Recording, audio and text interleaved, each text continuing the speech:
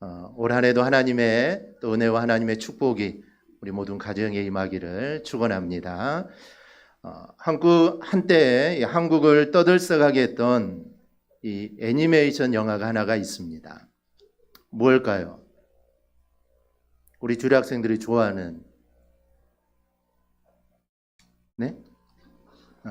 겨울왕국입니다. 뭐라 그랬어? 그리고 영화 못지않게 또 인기 있었던 노래 중 하나가 영화의 OST인 뭐죠? Let It Go. 이 노래입니다. 이 영화에는 이 아이스 매직의 능력을 가진 한 공주가 등장을 하죠. 누굴까요? 엘사가 등장을 합니다. 엘사 공주는 자신의 능력을 숨기며 외롭게 살다가 어느 날 자기의 숨겨진 능력이 드러나 주변 사람들에게 알려지게 되자 호련히 북쪽 산으로 들어가 몸을 숨기게 됩니다. 그리고 자기가 아이스 매직으로 만든 그 얼음 궁전에서 살게 되는데 그녀의 동생인 안나가 언니 엘사 공주를 구하기 위해 설산의 얼음 궁전을 찾아가는 그 내용을 담고 있는 이 영화입니다. 결국에 사람들을 피해서 도망다니던 이 엘사 공주는 이 자기 능력을 다스릴 줄 아는 능력을 이게 알게 되고 해피엔딩으로 끝나게 된다는 그런 이야기입니다.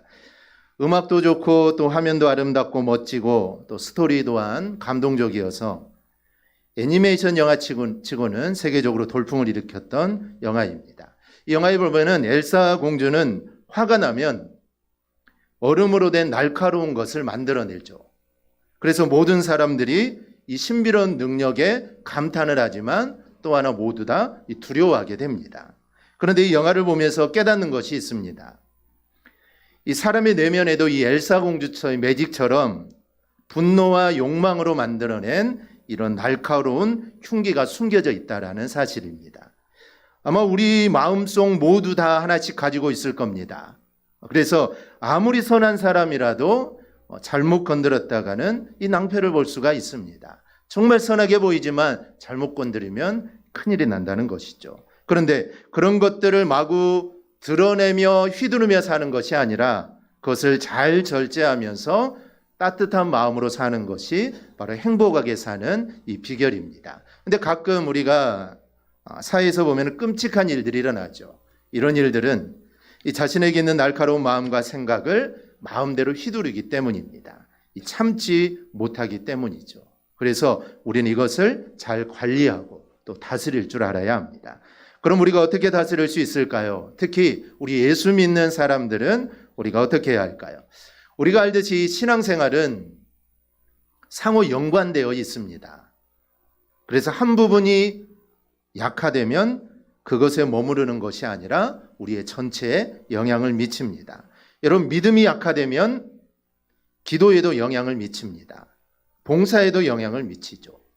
기도가 약화되면 믿음에도 영향을 미칩니다. 여러분, 믿음이 약한데 기도를 아주 열심히 하는 사람 보셨습니까?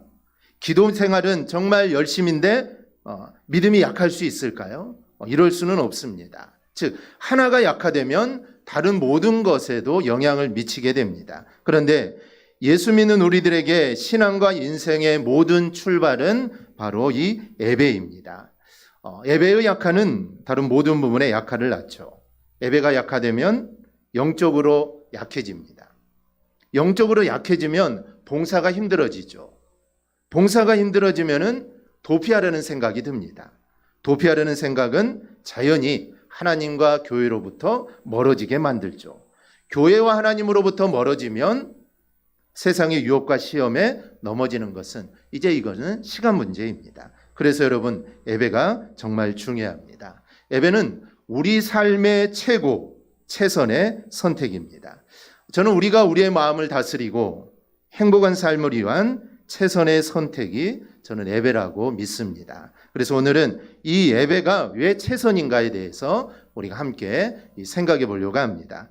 첫째는 우리가 주님께 드릴 수 있는 최고의 것이 예배이기 때문입니다. 오늘 본문의 배경 우리가 잘 아는 것처럼 주님이 수가성의 한 여인을 전도하면서 대화하는 내용입니다. 역사적으로 아픈 이야기지만 주전 930년경 이스라엘은 두 개의 나라로 나누어지게 되죠. 어떤 나라로 나누어질까요? 주한이, 이스라엘이 어떤 나라로 나눠질까요? 시안이는 숨었어요. 안 보여. 지금 숨었어. 모른다는 거죠. 북이스라엘과 북이스라엘과 남이스라엘? 다시 한번. 북이스라엘과 남유다. 그러죠. 선물을 줘야 돼. 이리 오세요.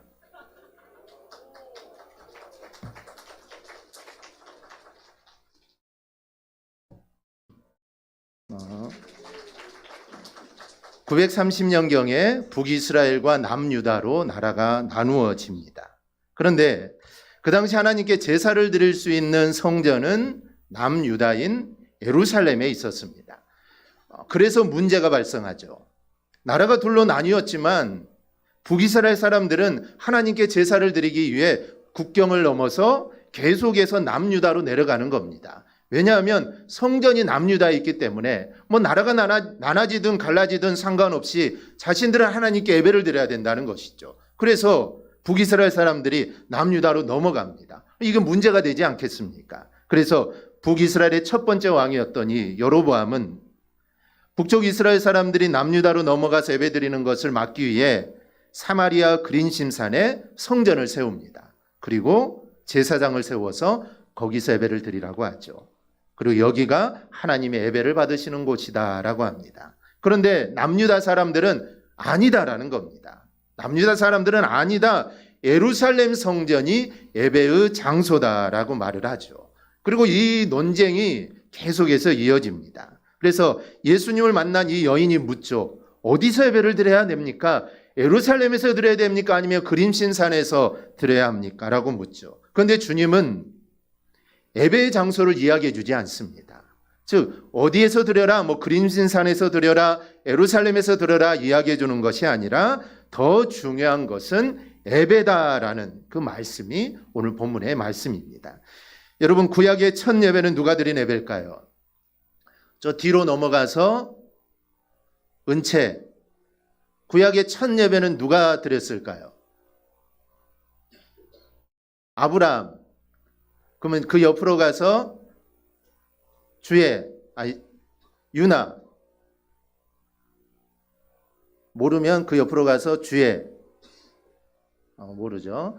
구약의 첫 예배는 누가 드렸을까요? 시안이. 아벨.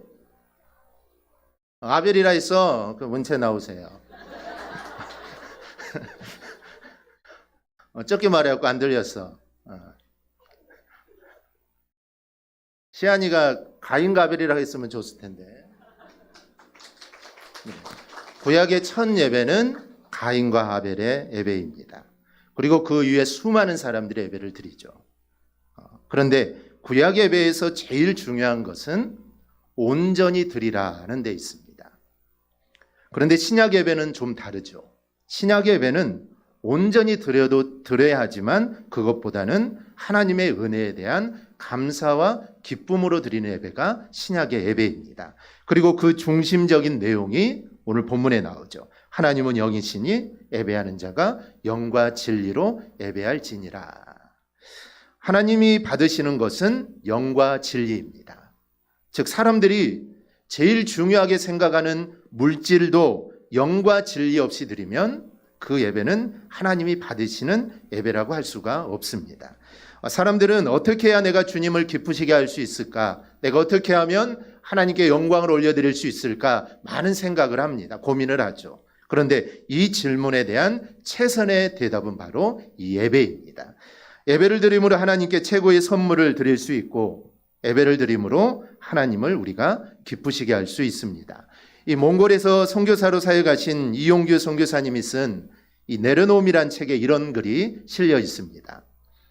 지난 2005년 봄 몽골 이렉교회에서 개척한 베르 지역의 예배 처소를 방문해 예배를 드리던 중에 있었던 일이다.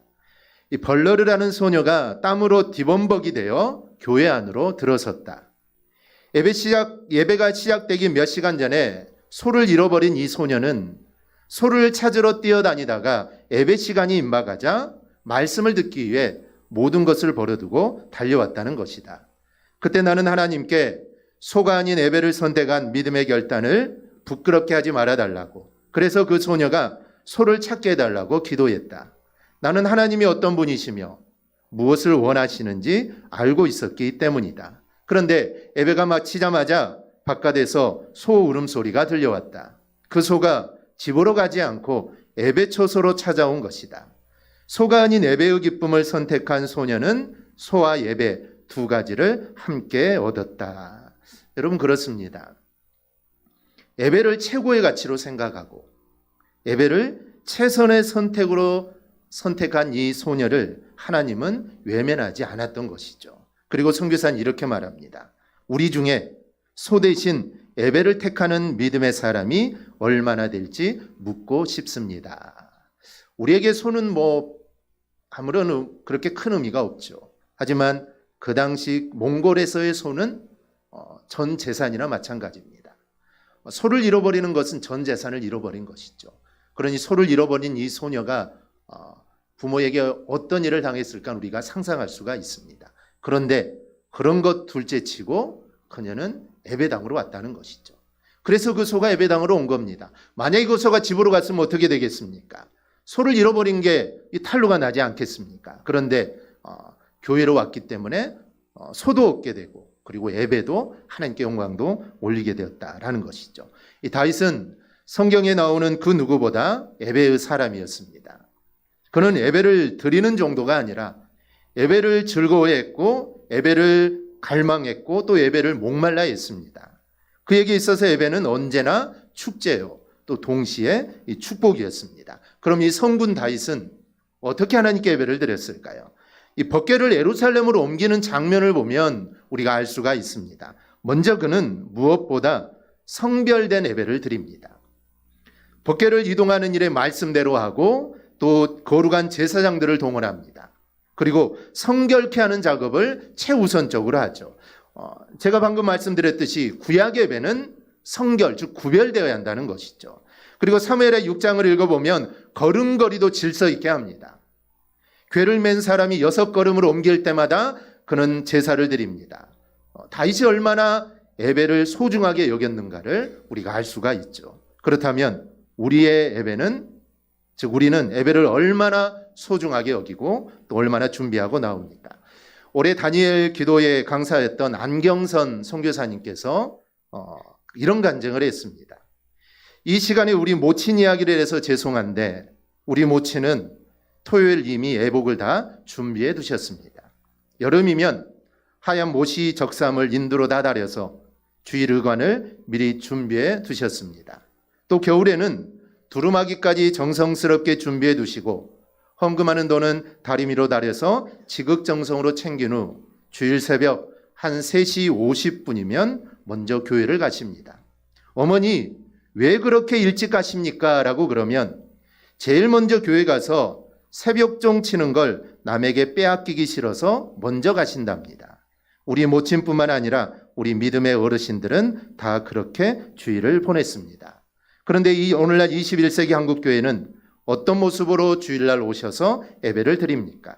너무나 좋은 환경에 너무나 훌륭한 목사님께 좋은 말씀으로 은혜 받는 것으로만 만족하지 않습니까? 여러분, 예배 드리는 것이 은혜 받았다라는 것으로 끝날까요? 그것은 아닌 줄 믿습니다.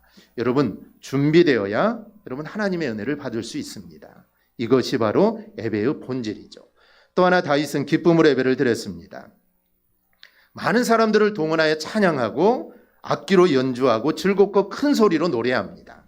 얼마나 즐겁고 기쁨이 넘쳤는지 그는 덩실덩실 왕으로서 체면 다 내려놓고 춤을 추면서 하나님께 예배합니다. 그러니 하나님이 복을 주시지 않을 수 있겠습니까? 이런 간증들을 통해 우리가 오늘 본문을 통해 왜 내 인생에서 예배가 최고인 것인지 우리가 분명하게 알 수가 있습니다. 예배는 주님이 원하시고 기뻐하시는 것이고 그러기에 내가 주님께 드릴 수 있는 최고의 선물이고 가치입니다. 그러므로 우리 모두 새해에는 예배자로 살아가기를 축복합니다. 아브라함은 가나안 땅에 도착해서 맨 먼저 한 것이 단을 쌓고 하나님께 예배를 드립니다. 또 이동할 때마다, 이동해서 장막을 칠 때마다 그가 제일 먼저 했던 것은 단을 쌓고 하나님께 예배하는 겁니다. 하나님은 이런 아브라함에게 복을 주셨고 그를 믿음의 조상으로 삼아주십니다. 여러분, 여러분의 현실에서 사업이 무너지고 또 관계가 무너지고 또 가정이 무너지고 건강이 무너지고 정말 모든 것이 다 무너진다 할지라도 우리가 예배를 놓치지 않는다면 하나님께서 결국에 가서는 모든 것들을 다 회복시킨다는 이 사실을 우리가 믿으시기를 바랍니다. 둘째로 예배는 하나님을 만나는 통로이기 때문에 예배는 나에게 최선입니다. 우리나라에는 참 많은 드라마가 있습니다. 그래서 외국에서는 우리나라가 드라마 왕국이라고 말을 하죠. 그래서 한때는 60%가 넘는 그런 정도의 시청률이 올라가는 드라마들도 있습니다. PD들은 이렇게 말하죠. 기본이 충실하면 연기자들의 탄탄한 연기력, 또 조연들의 감초 연기, 이런 게 기본이 충실하면 시청률을 20에서 30%까지는 올릴 수 있다고 합니다. 그런데 이거 가지고는 40%는 넘기기 어렵고 40%에 이르기 위해서는 독특한 소재, 그리고 사회적인 이슈, 그리고 복잡한 구조와 인물, 이 정도가 있어야 이제 40%는 넘어간다고 합니다. 그리고 50%를 넘기기 위해서는 드라마 자체보다는 외적인 요소가 더 필요하다라고 이렇게 이야기를 합니다. 그런데 이게 혹시 예배도 그렇지 않는가 우리가 생각해 봅니다. 요즘 예배도 시청률을 높이는 드라마처럼 우리가 변화되어 가는 것을 봅니다. 신앙인도 예배자이기보다는 관객으로 전락되어 갑니다. 즉 우리가 드라마를 볼 때 여러분 재미없으면 어떻게 하십니까? 재미없어도 계속 보시나요? 안 보죠. 재미없으면 리모컨으로 다른 데를 봅니다. 마치 드라마를 볼 때도 드라마가 재미없으면 다른 데를 돌려서 다른 드라마를 보는 것처럼 재미없는 예배, 즉 예배가 재미없고 지루하면 마치 그렇게 드라마를 옮기는 것처럼 교회를 쉽게 바꾸어 버린다라는 겁니다. 예배도 마치 기획된 한 편의 드라마처럼, 아니 한 편의 공연처럼 정말 모든 것이 잘 짜져 있어서 즐거움을 주고 마치 감동을 주어야 한다라고 생각을 합니다. 그래서 편안한 의자에 앉아서 분위기 있고 고급스러운 한 편의 예배가 연출될 때 흡족한 마음을 가지게 된다라는 것이죠. 그러나 예배에 참여한 우리는 여러분 관객이 아니라 우리는 예배자여야 합니다. 하나님은 관객을 찾는 게 아닙니다. 하나님은 한 사람의 예배자를 우리 하나님은 찾습니다. 주일 아침 한 부부가 아이를 데리고 허둥지둥 교회에 들어갔습니다. 자리를 잡았을 때는 이미 예배가 시작된 지 한 5분 정도 지난 후입니다. 그날도 주일 예배는 지난주와 다름없이 정해진 순서를 따라 드려지고 있습니다. 주보에 적힌 별 모양의 표시를 따라 일어났다 앉았다 하면서 예배 순서를 따라갑니다. 영원히 끝나지 않을 것 같은 대표 기도에 이어 성경 봉독을 하고 목사의 설교가 시작이 됩니다. 서론도 제 끝나기 전에 졸음이 몰려옵니다. 눈꺼풀에 무거운 추가 달린 것처럼 눈을 뜰 수가 없습니다. 졸음을 쫓기에 가끔 고개를 흔들어 보고 허벅지를 꼬집고 떨어진 성경도 주워보지만 이 졸음의 이력은 너무나 컸습니다. 부부는 설교 듣기를 포기하고 아예 고개를 숙이고 깊은 묵상에 들어갑니다. 부모가 고개를 꾸벅이는 사이 아이는 주보로 비행기를 접어보기도 하고 주위를 두루번거리기도 합니다. 지루해진 아이는 졸고 있는 엄마 옆구리를 고사리 손으로 툭 쳐보기도 합니다. 그러나 앞에서 근엄한 톤으로 말하고 있는 아제스의 연설은 이 끝날 줄을 모릅니다. 몸을 비틀고 요동을 치다 이제 인내의 한계를 느낀 이 아이가 참을 수 없다는 듯 엄마에게 이렇게 말합니다. 엄마, 저 아저씨한테 빨리 요금 주고 집에 가자. 이렇게 이야기합니다. 우리가 드리는 예배의 모습은 어떻습니까? 우리가 예배의 자리를 지킨다고 해서 우리가 예배를 드리는 것이 아닙니다. 내가 지금 예배의 자리에 있지만 이 예배가 형식적인 예배를 드린다면 하나님이 받으시는 예배라고 우리는 볼 수가 없습니다. 화석화된 죽은 예배에서 살아있는 예배로 우리는 회복되어야 합니다. 그것이 바로 우리를 향한 하나님의 소원입니다. 레너드 스윗 박사는 예배는 하나님을 기쁘시게 하는 해드리는 공연이요, 우리는 배우이고 한 분 하나님만이 유일한 관객이다라고 말을 합니다. 여러분, 예배는 구경하는 것이 아니라 지극히 높으신 하나님의 이름에 영광을 돌리는 경배가 바로 예배입니다. 예배는 우리를 주관하시는 하나님을 경험하는 것입니다.